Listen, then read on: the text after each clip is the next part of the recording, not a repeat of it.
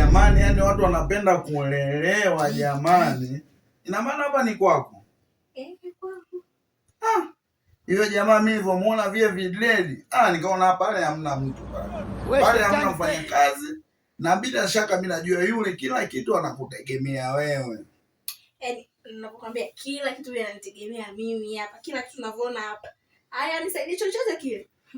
Maskini ya Mungu. Leo kazi ipo. Anakuwa kama ana tabia la kishoga au?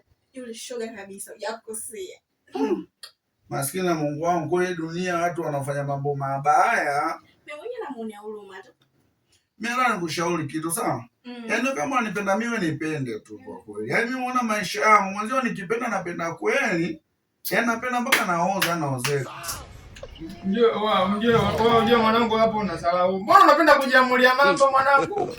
God have mercy upon us. Mimi usiniambie mume wangu kabisa. Mimi nimemwacha. Unajua mimi nimekuja hapa ndani muda mrefu sana. Unajua nimekaa nawasikilizia. Umeingia naye chumbani kule mmeenda mmezaga mwana fresh, mimi niko pale nawasikiliza mwanangu, nikasema mwanangu amekuja kwa nini? Anajipigia vitu vyake mimi fresh, mimi mbona sina baya mwenzenu. Anajipigia vitu vyake. Alafu nimekuja hapa hivi mwanangu unaniita mimi shoga mwanangu. Mbona unapenda kujiamulia mambo kaki babage sijui? Mbona unapenda kujiamulia mambo kama ukero mwanangu, unapenda kujiamulia mambo?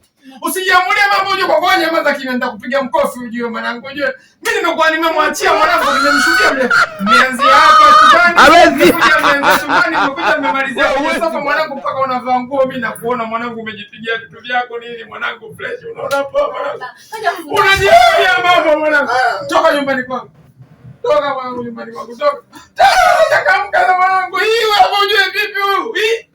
Na wewe mfuate. Mfate.